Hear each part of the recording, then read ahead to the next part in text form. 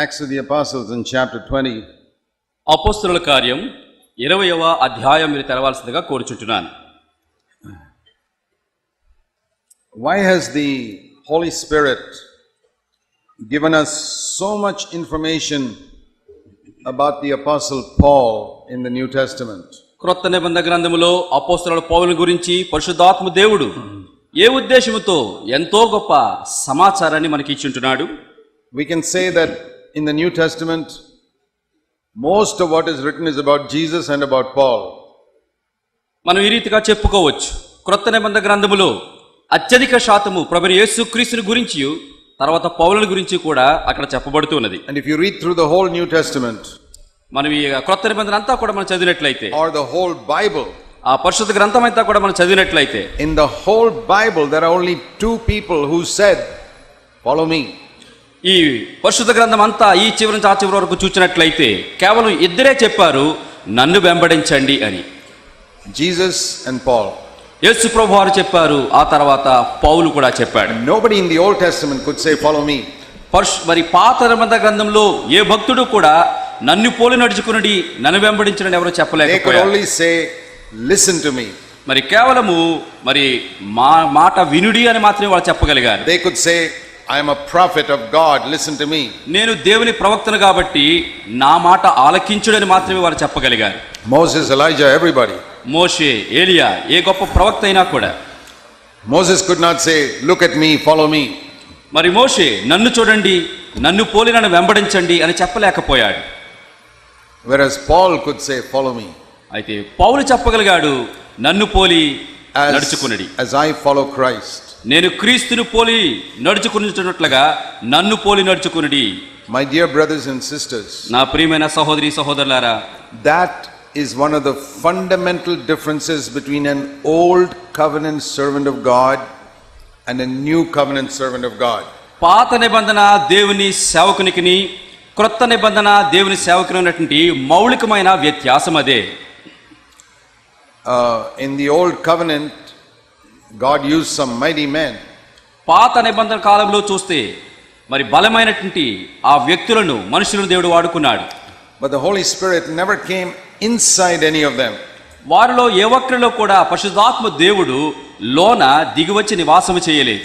Not even in John the Baptist. మరి బాప్తిసమిచ్చి యోహాను సైతంలో కూడా He came upon them. మరి వారి మీదకు మాత్రమే దిగి వచ్చాడు. In the New Testament, క్రొత్త నిబంధనలో He came inside them. ఈ పరిశుద్ధాత్ముడు భక్తుల యొక్క హృదయాలలోనికి దిగి వచ్చాడు. And the first person when the Holy Spirit was inside was Jesus. మరి పరిశుద్ధాత్మ దేవుడు మొట్టమొదటిగా ప్రవేశించిన ఆ వ్యక్తి ఎవరంటే ప్రభువైన యేసుక్రీస్తు వారిలోనే. And the next was the 120 on the day of Pentecost. ఆ తర్వాత పెంతెకోస్తు దినము నాడు 120 మంది భక్తుల మీదకి పరిశుద్ధాత్ముడు లోనికి దిగి వచ్చాడు. And the way I have pictured it is like this. ఆ దృశ్యపటము నాకు ఈ రీతిగా కనిపిస్తూ ఉంటుంది. If you take a glass, మీరు ఒక గ్లాసును తీసుకోండి, and keep it upside down, దాన్ని తలక్రిందులుగా బోర్లించండి, and pour water on it, a picture of the Holy Spirit being poured from heaven. ఇక బోర్లించిన గ్లాసు మీద నీళ్లు పోస్తూ ఉంటే పరిశుద్ధాత్మ దేవుడు పరలోకం నుంచి కుమ్మరిస్తున్నట్లుగా చిత్రపటం చూడవచ్చును. It will flow over the glass and all around. ఆ గ్లాసు మీద పడుతుంది, దాని చుట్టుప్రక్కల అంతా కూడా ఆ నీరు కుమ్మరించబడుతుంది. It could be like a river. అది ఎట్లా ఉంటుందండి? నదీ ప్రవాహం వలె ఉంటుంది. So many millions of people can be blessed. ఇక వేల కొలది, కోట్ల కొలది ప్రజలందరూ కూడా దీవించబడుతూ ఉంటారు.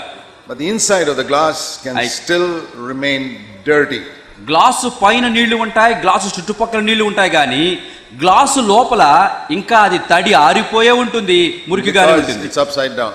ఎందుకంటే ఆ గ్లాసు మరి అది బోర్లించబడింది. That is a picture of old covenant ministry. పాత నిబంధన పరిచారకుడు పరిచర్యలో ఆ రీతిగా ఉండేది. The Spirit of God came upon Samson, blessed so many people, but the inside of his heart was dirty. పరిశుద్ధాత్మ దేవుడు సంసోను మీదకి దిగివచ్చి ఆ చుట్టుపక్కల అనేకులను దీవించాడు, కానీ సంసోనులు ఎటువంటి ఆత్మకార్యం దేవుడు చేయలేకపోయాడు. Spirit of God came upon David, blessed so many people, but the inside of his heart was dirty.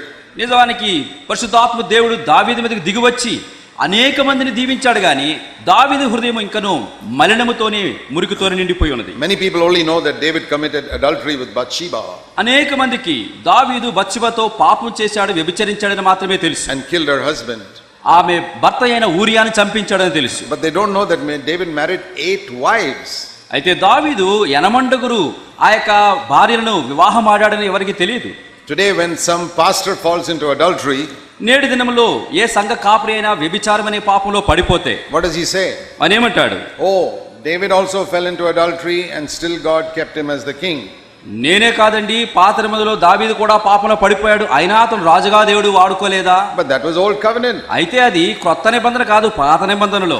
David also had 8 wives. దావీదు కూడా 8 భార్యలు ఉన్నారు. So pastor can marry 8 wives and say David had 8 wives, so it is all right for me to have 8 wives. సంఘ కాపరి కూడా పెండ్లాడి యనమండగురిని, ఎందుకంటే దావీదు లాంటోడు నేను కూడా ఆయన యనమండగురు ఉన్నారు, నాకు యనమండు ఉండాలి అని చెప్పుకుంటున్నారు. So if you can't marry 8 wives, you can't commit adultery and quote David. కనుక మరి 8 మంది నువ్వు పెళ్లాడకపోతే, వ్యభిచరించకపోతే, లేకపోతే దావీదులాగా నేను లేను అని చెప్పుకుంటూ ఉంటారు. Even Moses, మోషే విషయం చూడండి. his family life was a mess. He was fighting with his wife. అతని దాంపత్య కుటుంబ జీవితము ఎంతో దౌర్బల్యమైనది, తన భార్యతో కీట్లాడుచుండేవాడు. The spirit of God fell upon him and millions were blessed. అయినను కూడా దేవుని యొక్క పరిశుద్ధాత్మ మోషే మీద కుమ్మరించబడగా కోట్ల మంది ఇశ్రాయేలు ప్రజలందు దీవించబడ్డారు. But Jesus said, అయితే యేసు ప్రభువు అన్నారు in John chapter 14, యోహాను సువార్త 14వ అధ్యాయం concerning the coming Holy Spirit, పరిశుద్ధాత్మను గురించి ఈ రీతిగా చెప్పారు. he said these words, ఆయన ఈ మాటలు పలికారు. I am going to ask the Father, verse 14:16, he will give you another helper, he'll be with you forever. యోహాను సువార్త 14వ అధ్యాయములో 16వ వచనం, నేను తండ్రిని వేడుకుందును, ఆయన వేరొక ఆదరణకర్తను మీకు పంపించును. That is the Holy Spirit of truth, ఈ ఆత్మ అనగా సత్య స్వరూపియగు ఆత్మ, whom the world cannot receive because their hearts are dirty. ఈ లోకస్తులు ఈ ఆత్మను పొందలేరు. కారణం ఏంటంటే వారి హృదయాలు మురికితో నిండిపోయాయి. The Spirit of God cannot dwell inside a dirty heart. మురికితో మాలిన్యంతో నిండిపోయిన హృదయములో పరిశుద్ధాత్ముడు నివాసము చేయలేడు. You say why? మీరు అడగచ్చు ఎందుకండి అని. Will you pour milk into a dirty cup? మరి మలినమైపోయిన మురికితో నిండినటువంటి ఒక కప్పులో మరి మరగబెట్టిన పాలు, చక్కని పాలు మనం పోస్తామా? No, only a foolish person will pour milk or tea into a dirty cup. కడగని గ్లాసులో మురికితో నిండిపోయిన కప్పులో ఒక మూర్ఖుడు, పిచ్చివాడు మాత్రమే మరి పాలు పోస్తాడు. And if foolish man knows that much sense, you think the Holy Spirit, God doesn't know in whose heart to give the Holy Spirit? ఒక వేరువాడు కానివాడు ఇంతగా ఆలోచిస్తున్నట్లయితే పరిశుద్ధాత్మ దేవుడు ఒక మురికితో నిండిపోయిన హృదయంతో నివసించడానికి ఆయన సాహసిస్తాడా?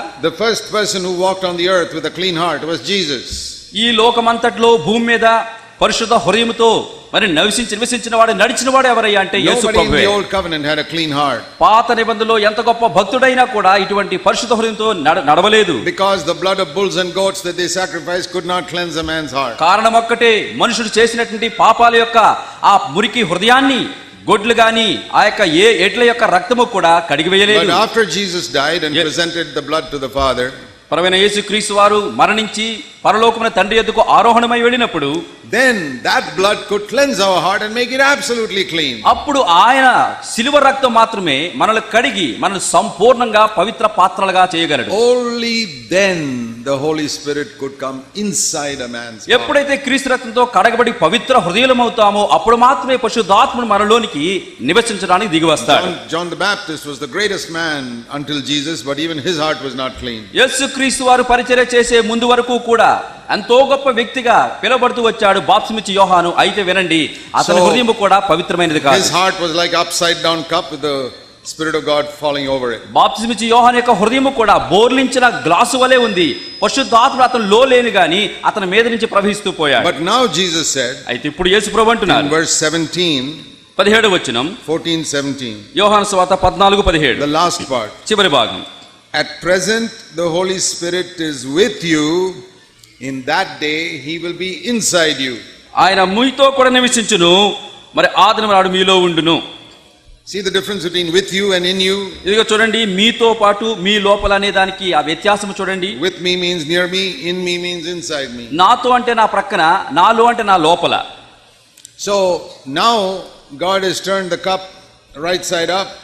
ఇప్పుడు దేవుడు ఏం చేశాడు? బోర్లించబడిన గ్లాసును ఇప్పుడు మా యథాస్థితికి తీసుకొచ్చాడు. And he pours the Holy Spirit in the glass. ఇప్పుడు పరిశుద్ధాత్మను ఆ గ్లాసు లోనికి పోస్తున్నాడు. That is my heart.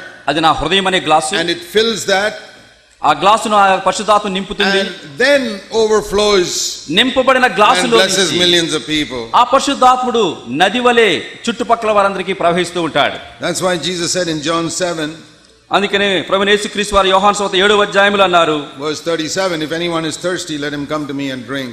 కనుక యోహాను సువార్త 7:37లో దప్పికొని వాడు ఎవరున్నట్లయితే వాడు నా యొద్దకు వచ్చి దప్పి And తీర్చుకొనవలెను. he who believes in me, ఎవరైతే నా యందు విశ్వాసం ఉంచుతాడో, from his, not from the outside, but from his innermost being will flow rivers of living water. ఎవడైతే నా యందు విశ్వాసం ఉంచుతాడో వాడు బయట నుంచి కాదు, వాని కడుపులో నుండి జీవజల నదులు పారును. From the inside, కనుక లోపల నుండి, not like upside down glass like in the Old Testament. ఏదో పైనుంచి కాదండి, బోర్లించబడిన గ్లాసు పాత నిబంధనలో జరిగినట్లుగా Turned up glass. ఇప్పుడు యథాస్థితికి తీసుకురాబడినటువంటి From glass the inside it fills and overflows and becomes rivers in many directions. యేసు క్రీస్తునందు విశ్వాసం ఉంచి వారు కడగబడిన వారు లోనికి పరిశుద్ధాత్ముడు వచ్చి నింపబడి పొర్లి ప్రవహించి చుట్టుపక్కల వారి దగ్గరికి వెళ్తుంటాడు. This is the real fullness of the Holy Spirit. ఇది పరిశుద్ధాత్మ చేత సంపూర్ణంగా నింపబడటం అంటే అర్థం. So if a person today his inside is not being clean, he's like an Old Testament servant.